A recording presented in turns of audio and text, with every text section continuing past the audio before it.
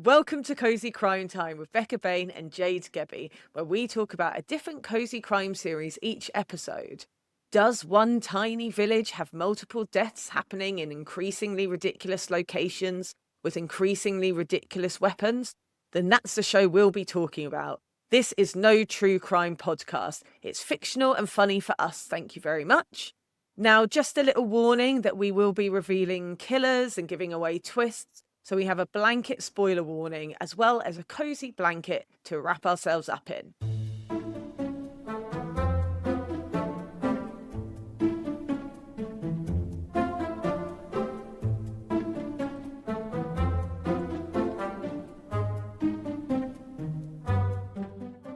How has your week been?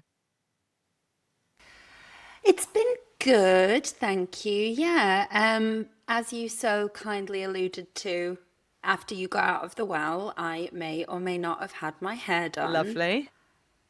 I outsourced looking for you, so I could do both. So thank you for that. I was so concerned I paid people to find you. Oh, that's true love. Just kidding, they were amateur detectives. They're my favorite Yeah, kind. they're the best. But yeah, I think it's been a good week. It's been a good week. How has your week been? Yeah, my week has been all right. I actually am still waiting for my hair dye to come through, so my roots are getting larger and larger each time we do this. So hopefully by future episodes, I will not have so many greys and my hair will be spruced up. But that's yeah, it's almost becoming a crime how bad my roots are. On that note, has any crimes happened to you this week? Have any crimes happened to me this week? Yes, actually, yes. Yes. I've been I've been made into a criminal Oh, and also been made to want to commit worse crimes. And those charges would be voyeurism God. and then attempted murder. Right, okay, wow. I didn't expect this to be the bec- answer. Yeah, no, we're taking a dark twist. Just kidding. It's because of two pigeons that will not stop shagging on my balcony. Oh, They won't stop. They won't. No, no, no, no, no, no. Not all. It's disgusting. I'm trying to work. Honestly, I look out here. I'm looking out on my balcony. The sun is shining. It's glorious. If I just to the side, if I don't chase them away, they land and they start shagging in the oh my corner. God, do you reckon it's the same Like, too? oh, I was about to say something horrifically pigeon racist Oh no. there, where they all look the Oh same, no. don't they? Oh, poor pigeon. I want to assume it is either that or like it's a real summer of love for pigeons in Yeah. London. Like it's the Woodstock of pigeons. I don't know. Well, I was Or there's wondering. something. Oh, sorry. No, I was just going to no, say, go I on. wonder if where you live is like a dogging hotspot for a pigeoning hotspot. I don't know why they didn't advertise that. These are the kinds of things the prospective tenants need to know. Definitely. Um, so if it is the two same ones, I'm really happy for them that even after what I assume all these pigeon years, they're still really into each other. But why do they have to do it on my balcony in the middle of the day and make me watch? Oh, So if they don't stop, I'm gonna be purchasing an air rifle on Vinted. wow. Pretty sure they sell those on Vinted Oh, now. Everything's on yeah. Vinted now. Wow. How about you, I wasn't quite Jade? expecting that. Yeah, do you know, I was having to think, I was like, has anything bad happened to me this week? And I was like, no, I've had a pretty good week. But it's been getting Yeah. weird. I feel like next time it happens, they're going to both be giving me direct eye contact, and that is just too far. It's like they like Yeah. it. Anyway, please tell me something cozy happened to you this week, Oh Jade. yeah, cozy. Yeah, it has been quite cozy. So I have been last week actually. I was staying at a friend's house in Banbury, which is not near where I live, but in Oxford. And I was staying there because I was looking after his cat. He was away for a week. So it was really nice because I just like played with the cat. The cat was super friendly and stuff. And so just like had lots of cuddles with the cat. And then in the day, I would just like wander around Banbury. I met up with a few friends I went to uni with who live in the area. And I will admit, I did get slightly lonely towards the end because I was just basically hanging out with the cat. That was the only person I was talking to most of the days. But it was very cozy, and I got some writing done, and yeah, it just felt like it was a nice little break, to be honest. Lovely. That sounds very wholesome. Do you think I can borrow the cat for these fucking Oh yeah, yeah. pigeons? Excuse my language. Well, the cat doesn't go outside. But I am actually this week. I'm Damn. actually looking after another cat. But I'm just popping in each day. It's someone near me, and that cat does go outside. Although apparently he doesn't stray far from the house, so I don't know if he's the most. He seems quite a placid cat, unfortunately. Sorry to say. The balcony's right Yeah. there. It should be Yeah, fine. yeah, exactly. I don't know if he's much of a fighter, to be honest, but Okay, I don't need another lover on yeah, that yeah. balcony, so we'll leave it. So, what are we talking about today? What show are we talking about? It is my absolute pleasure to tell you, Jade, that this week we are looking at Rosemary and Thyme. Ooh, This is my Death in right. Paradise. This is my ultimate cozy crime series. I'm so excited to talk about it. Yay. Yay. Yeah, I had, I mean, this is going to shock and maybe disgust some of the people listening, but I had never seen Rosemary and Thyme. I've heard about it, of course, I've heard about it. I've never seen an episode in all my years and all my years of loving cozy crimes. And I hadn't seen an episode. I have now watched an episode in for purposes of research and for this recording. One thing I will say is I'm definitely going to watch more. But obviously, I'll let you kind of take the lead and everything. But I just wanted to tell people now to get your hate mail sent in because I had never seen Rosemary in Time, and I'm ashamed. It it is absolutely out. No, I'm not kidding. I think I never would have watched it when I had if it wasn't for my mum. Like my mum loved it, when I was young. Like she would always have it on while she was Mm. ironing. So before the kids had their kind of, we ended up having our own back room. Before that, we had to watch what mum was watching. Bless her.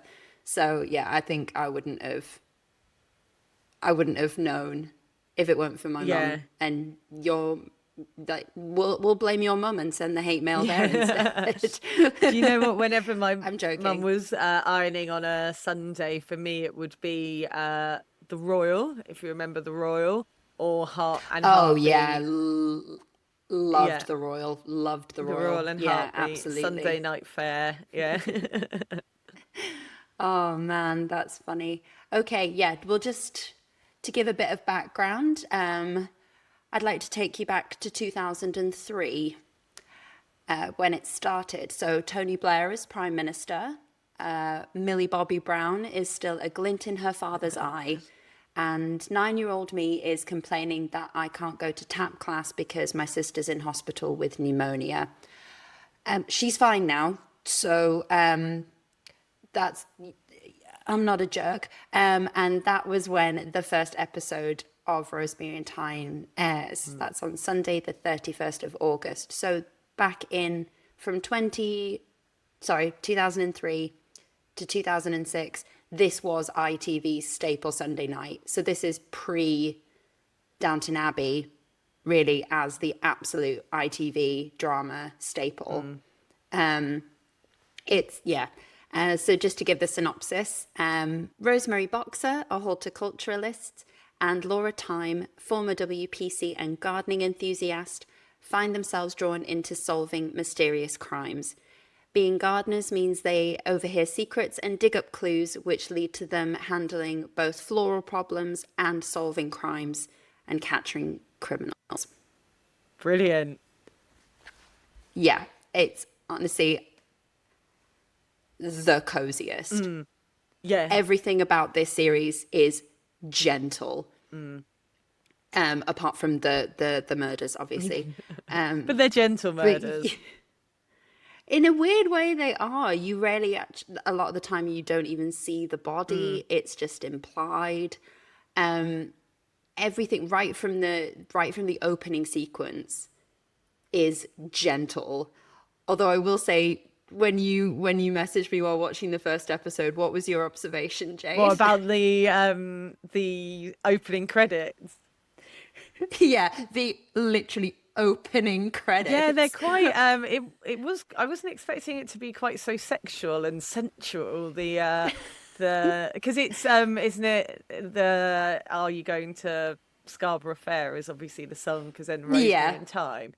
And yeah, the version that they've got is it just felt like yeah, very sensual and very and then like all the kind of images and it's got that like that really like late 90s early 2000s like glow, you know, like the first series of RuPaul's Drag Race when it's got that like Vaseline Yes. filter. It's kind of like that. Yes. Yeah. And it's all just very yeah, A it was a 100%. lot more sensual than I was expecting.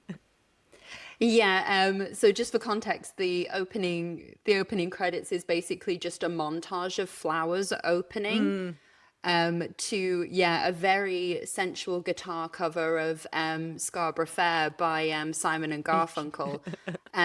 It honestly is it looks like it should be in a transition scene after a couple start to have sex and they cut Yeah. away. That is what the opening credits is. It was quite So yeah, soft I don't porny. know exactly. So funny. And it is quite jarring because it the opening credits aren't right at the beginning of the first episode. They start playing just after someone's been murdered. Yeah. And you're just like, oh no, sexy, sexy, sexy. it's it's very funny. It does seem It's to very be funny. a bit of a cozy crime. I guess there's not really a way they can get around it, but we obviously said about this with Death in Paradise as well of someone will die and then it comes in with like really jolly music.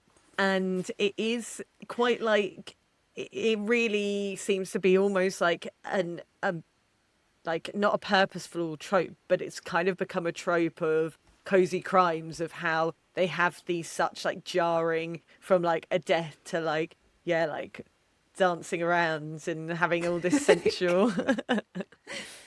I know, yeah, it's it's really funny. I think Rosemary and Thyme does manage to tread the line because at the end of the day, cozy and crime should not go Yeah, together. yeah, that's so true. Not not only should there not be enough material for us to create an entire podcast Yeah. around, this format should not Mm, work. It's fundamentally contradictory, and yet it mm, does. And it Rosemary and Thyme for me does it the best. It's the most like the music playing in the background. Obviously, there's some suspense sometimes, but the music playing in the background is so gentle the entire time.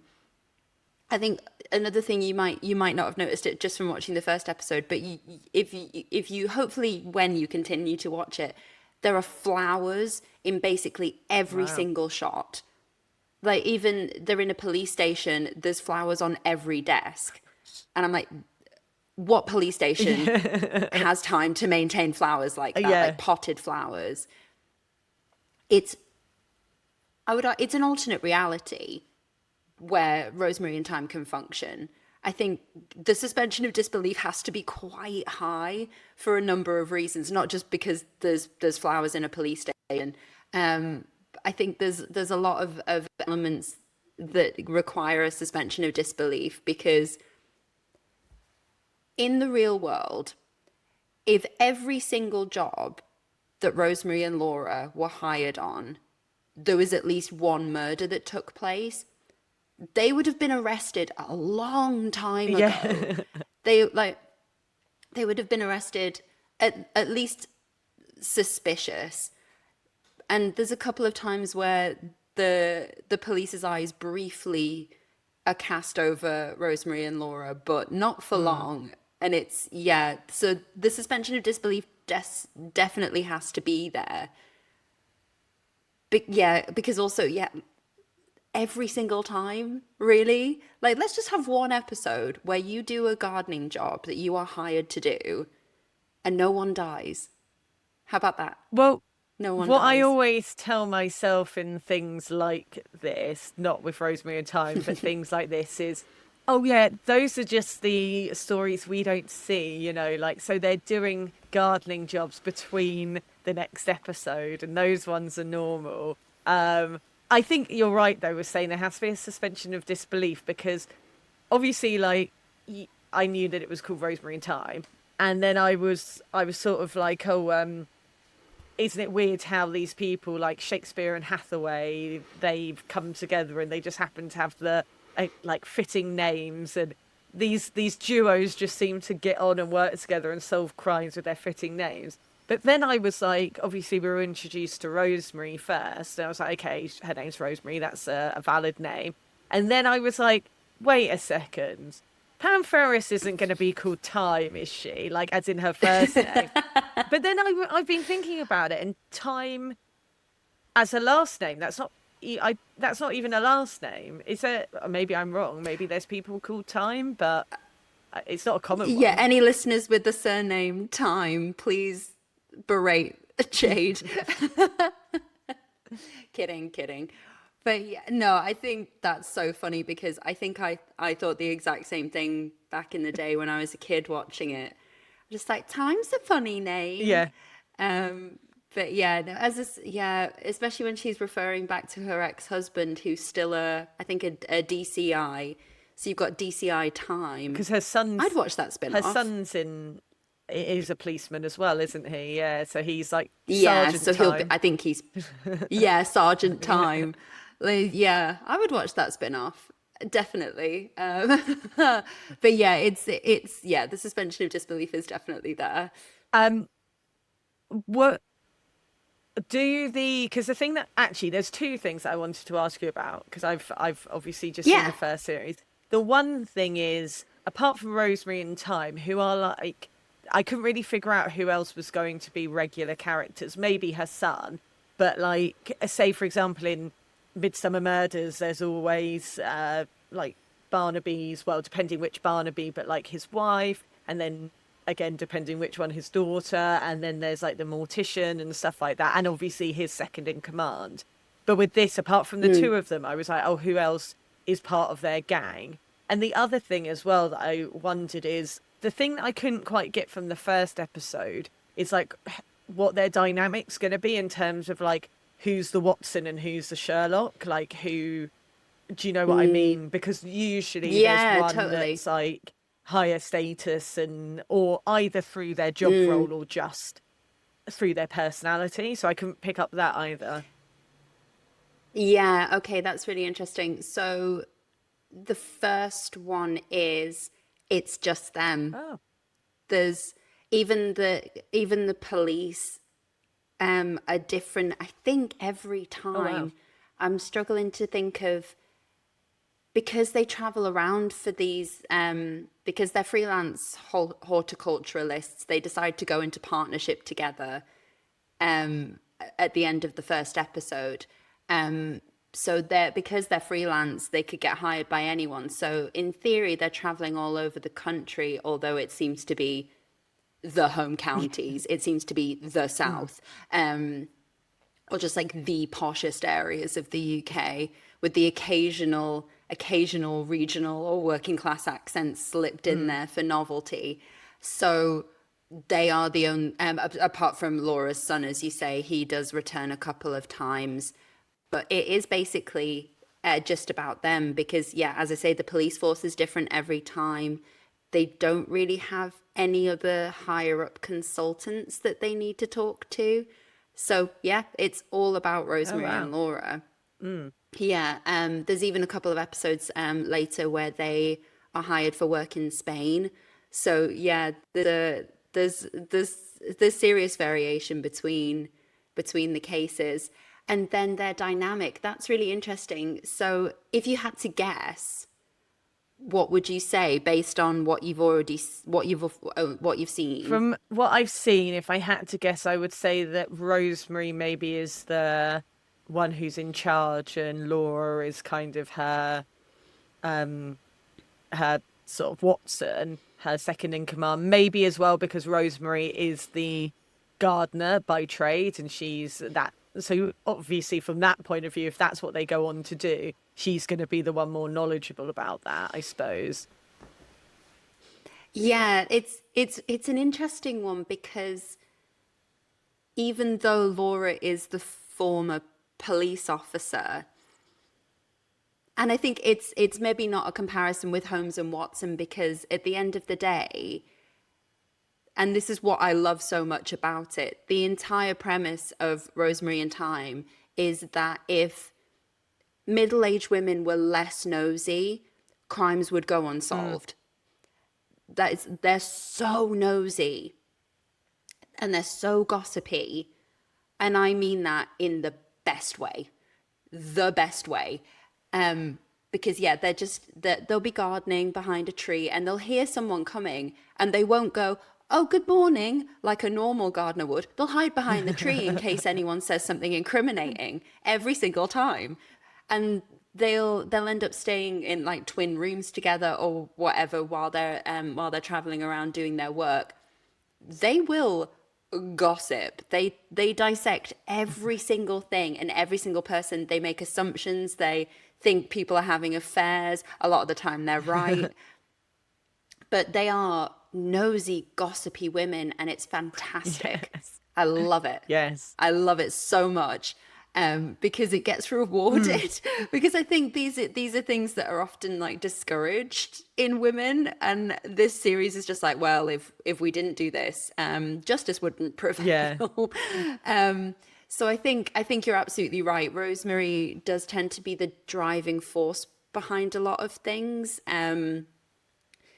Laura's often like, oh, can't we just do the gardening? Like just leave it alone. Or Rosemary will find something and she'll be like, what do you think this is? And Laura's like, oh, ask the police, give it to the police. That happens a fair bit, but then Rosemary manages to convince Laura to get on Mm, board ridiculously easily.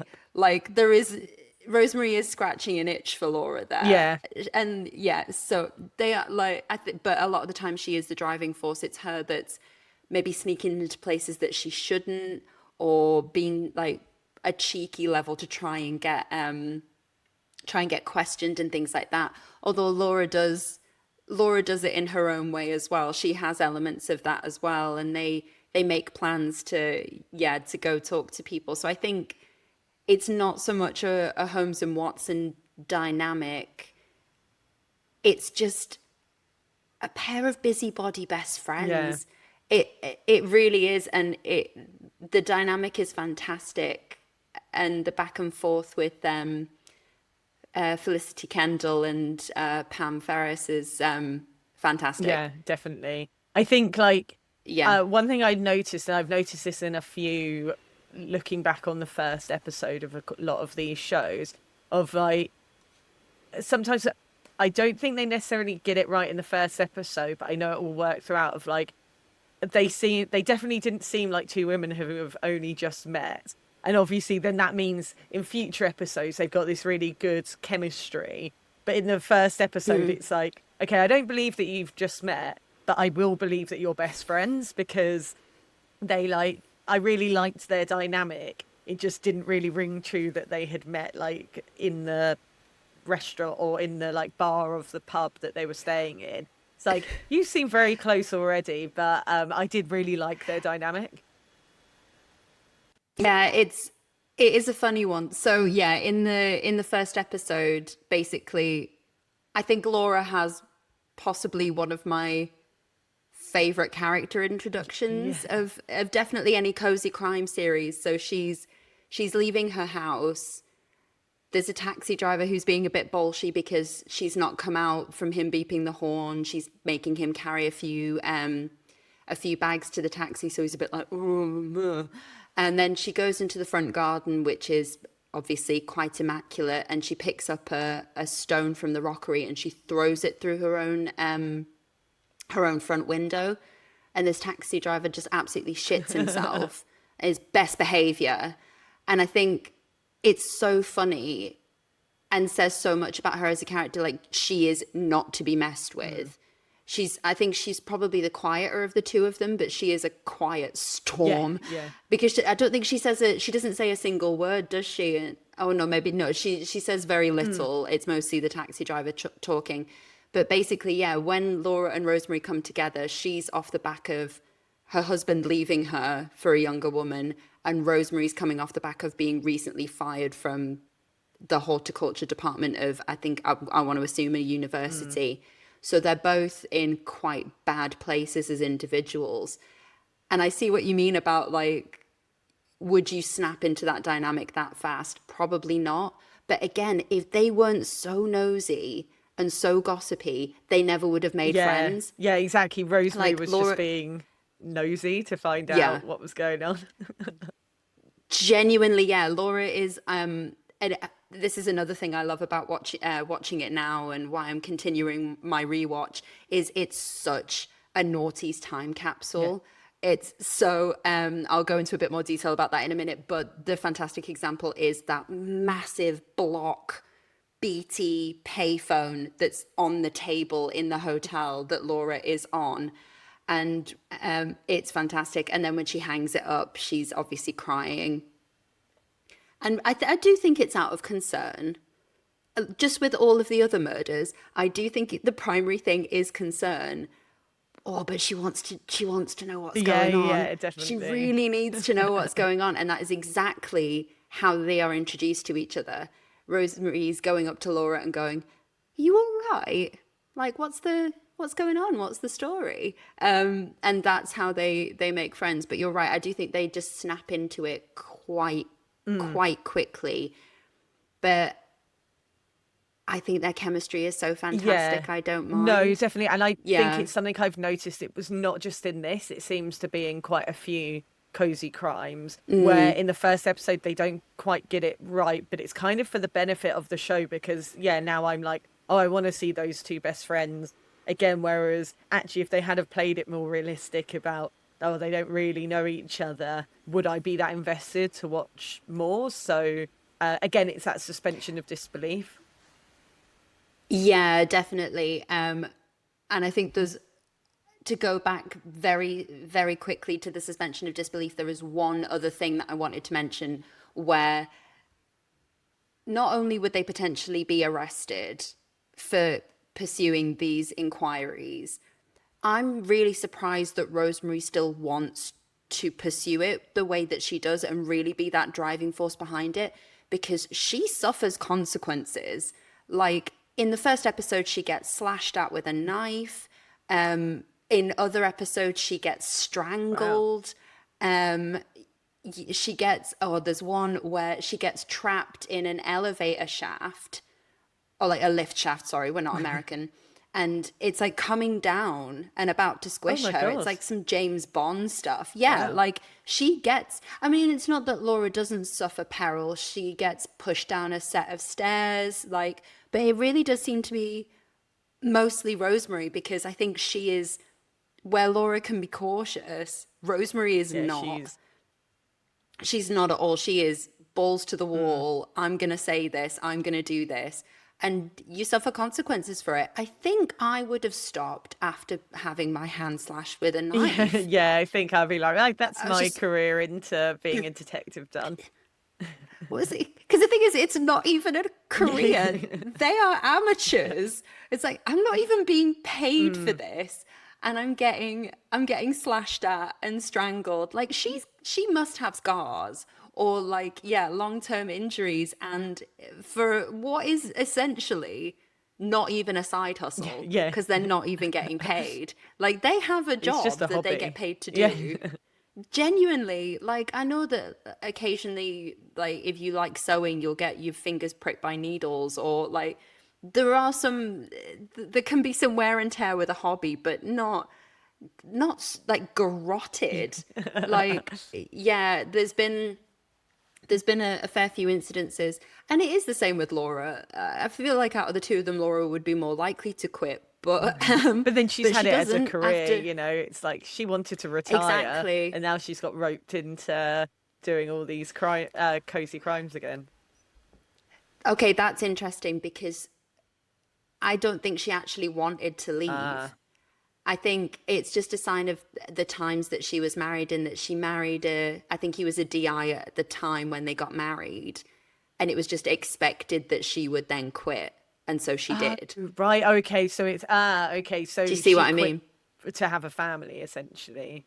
Yeah. Basically, yeah, it's like, oh, you don't need to be working anymore. You have a Oh, husband, yeah. Yeah. which is which is a grim throwback, but I think she does kind of allude to that because some of the family dramas do creep in every now and then, and their personal lives do become part of the plot, like with Rosemary dating and sometimes Laura dating as well.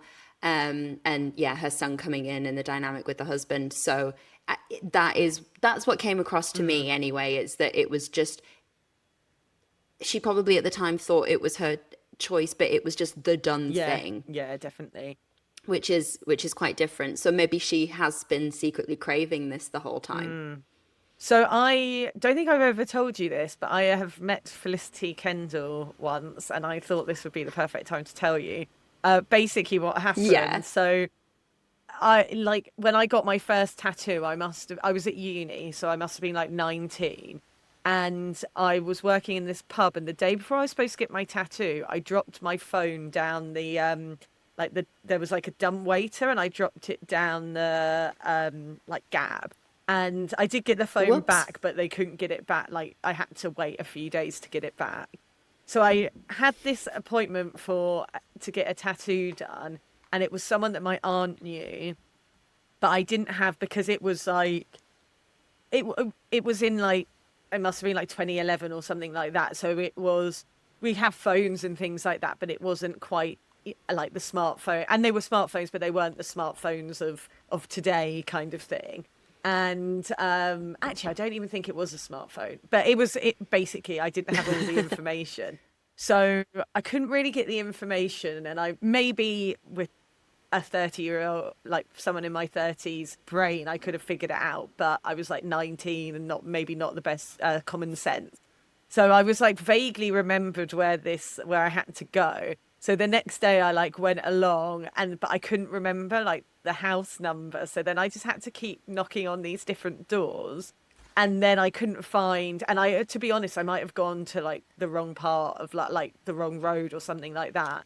Oh And no. then basically I was like, because I was really stressed out because my aunt had like organized this for me and had paid part of it. And this woman, I was like, oh, she's waiting for me and that kind of thing. And then I was like sat on the side of the road crying. And then like Felicity Kendall walked past and like spoke to me and was really nice. And then, yeah, I know, I must have been like near where she lived or something like that. And then, yeah, and then she was very kind and she was very nice. She didn't know the person, and in the end, she was like, "Oh, it's probably best if you just go home because you're probably not going to find them." And then I went home. But I haven't told many people the story because it does sort of feel like a bit of a fever dream, and I'm like, was it her? Was it not? And but yeah, she was very nice, and then it worked out all right because we reorganized it for another time. I got the tattoo, but my aunt did think that I was on drugs because of this. I don't know why, but I think because she was like, "Oh, you're behaving erratically and you've lost your phone and stuff like that." And it's like, no, I'm just a 19-year-old in uni. Like, I'm just a klutz and no common sense. Oh, I can't believe in all of our years of friendship you have never told me that I've not story. told many That's an people. iconic that's an iconic story. Yeah, Like not like Felicity Kendall was my guiding light she was. in a time of crisis. I can believe it. Mm. I can believe that about her. Yeah, that's exactly it. But there was a bit of me that was like, did that really happen or not? Was it someone else? But I'm like so sure it was definitely her. But it was like, it just seemed like such a strange thing to happen. And yeah, I don't think I That's really told so many funny. people. And then when I watched this, I was like, I Oh, must that tell you. You're like, oh, she's still Yeah, helping people. That's exactly. wonderful. Yeah, such a kind soul. Oh, I do love Felicity Kendall. There's something, it's what I've taken to calling Rosemary face. Um, if you keep watching it, it's, and this is not to criticize Felicity Kendall at all. I think she's fantastic. There's something, and I do enjoy it. There's something almost amateurish because when she's concerned, she bites her bottom lip. She's like, and she does it a Mm. lot. And it's, I think, unfortunately, it's one of those things where, for anyone listening who's already seen Rosemary and Thyme, they maybe didn't notice. You won't unnotice that now. Yeah, now you said it. And now I've said it. And so if slash when you go on to watch more of it, you won't be able to unnotice it either. But I love it. Like her concerned face is, it's really, really good. And I'm really sorry for people who are just listening to this because that was just silent, but I'm giving it my Yeah. all into my Rosemary face. It's that like when they discover something or she's puzzled, like that bottom lip gets bit Mm. and it's so good. Yeah. I always It's, thought she yeah, was I love so, it. I mean, I know things shouldn't matter about how people look, but she's so attractive, just like no matter what age she is, she's always attractive. Oh, yeah, she's Mm. beautiful. Yeah. Yeah, no, I think you're completely right. She's aged aged Yeah. incredibly Yeah, well. yeah, And definitely. obviously this series did end 20 years ago now, which is Mm. mad. But yeah, yeah, absolutely, absolutely So beautiful. did it only run for Um, 3 years? um, yeah, so it's not that, yeah, it's not that many episodes either. So basically in 2006, I don't know if someone new came in or they had a big shakeup at ITV basically, and they cancelled a lot of stuff, Mm.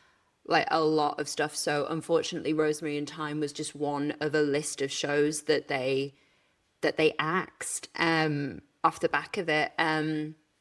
So which is a massive Yeah. shame. So yeah, it had a few episodes, about 6 episodes per series, I think. I'm trying to think now. But yeah, basically it was a casualty of Oh, that. that's a And shame. I genuinely do think that if ITV hadn't had that revamp, it wouldn't still be on today, but it would have had a lot more Yeah. series. Yeah. It would have had a lot more series for sure. And the thing is, it's basically on constant repeat on ITV3. So I think because back in the day, I don't think that wasn't obviously how my mum was watching it, but my mum has since done the rewatches on ITV again while she's ironing. She's a very consistent woman. But I had it in my head that there were a lot more series and a lot more Yeah. episodes in that because it seems to be on ITV3 all of the time. But it is also one of those things where all of the mysteries are self-contained. And there's a few plot points that do carry on, but you don't need to have any previous Mm. context. Even when Laura's son returns and talks about her ex-husband, it all makes sense in Yeah. context. You're like, even if you are watching episode 4 of series 1 as your very first episode because it's on the TV, you know what's going on. Yeah, definitely. So I think that does help with the rewatchability of it. I will also say as well that watching it now in the age of streaming and second screen viewing, I don't encourage that. I don't like that that's a thing, but it is a thing. And Rosemary and Thyme is actually also perfect for that kind of viewing because it really, and this is another part of why I think it's one of the definitive cozy crimes, it really holds your hand through the mysteries. They're good mysteries, absolutely, they're good mysteries, and it's usually a twist. You don't really see who's coming, but you are like, this person is suspicious. This person is suspicious. We think it's this. Like it's very, very easy viewing Yeah.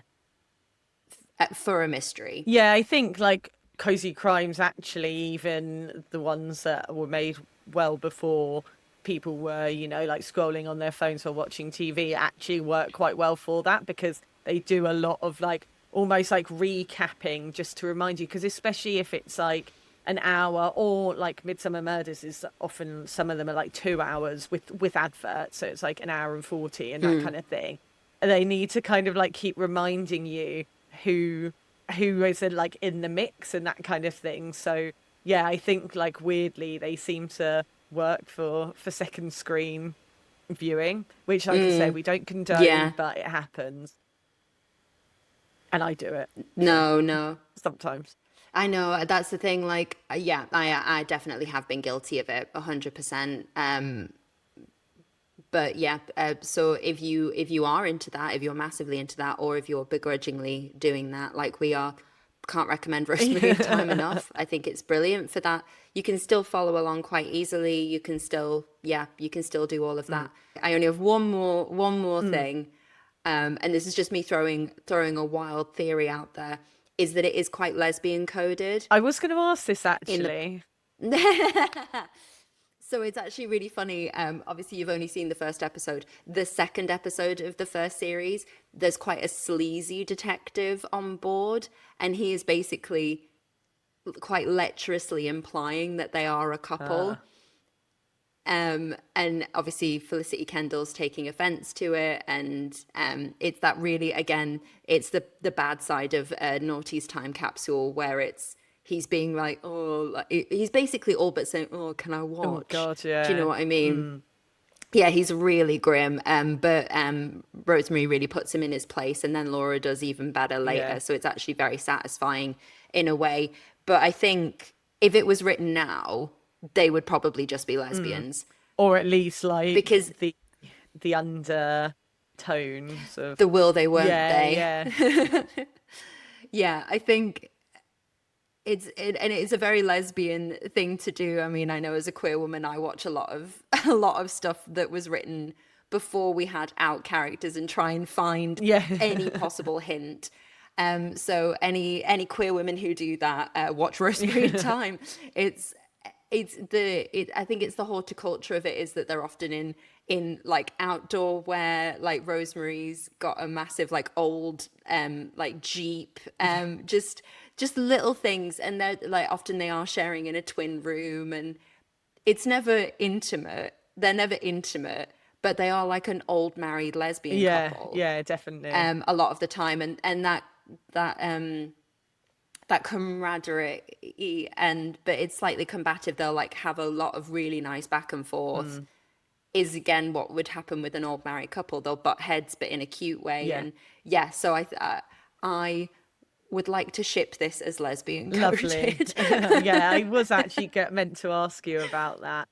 So, with that, Yeah. now that we've kind of spoken about Rosemary and Thyme, I feel like you have covered this a little bit, but how do you want to plead your case to ensure that people watch it?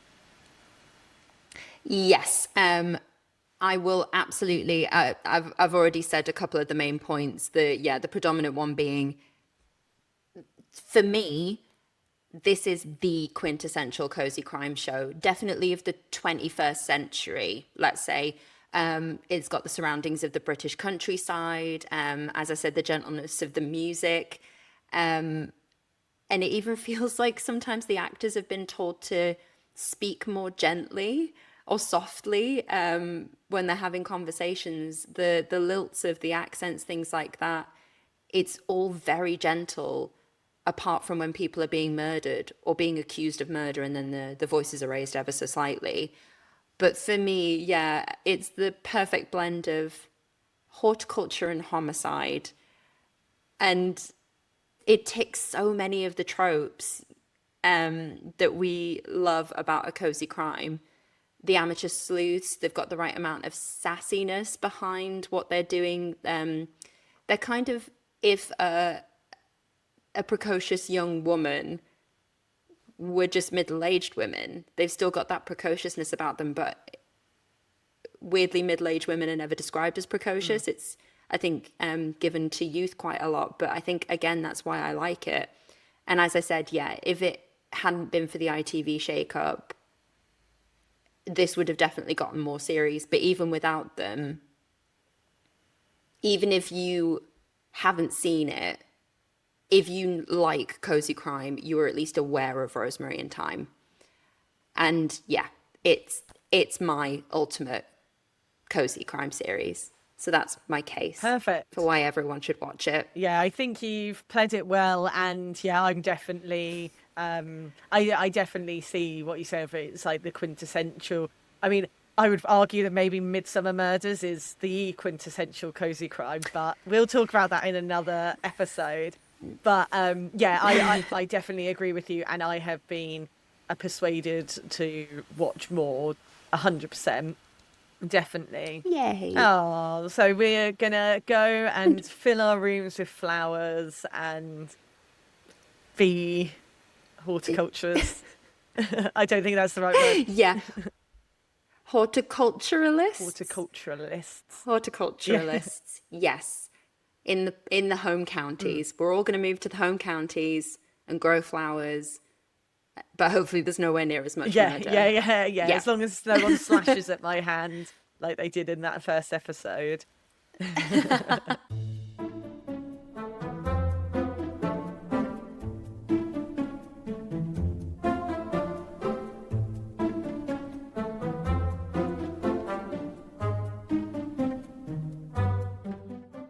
Perfect. Well, thank you so much to everyone for listening and for watching. I hope you enjoyed this episode. I'm sure you did. I liked talking about Rosemary and Thyme. And yeah, Becca, do you want to let people know what our social medias are? I certainly can. You can follow us on YouTube and TikTok at Cosy Crime Time. And then on Instagram, it's cozy.crimetime. The mystery continues. The mystery continues of that bitch what stole our domain name. No, I need to. Yeah, that's what the episode is called. But yeah, thank you so much for listening and watching, and see you in a couple of weeks. Thank you so much. Like and subscribe.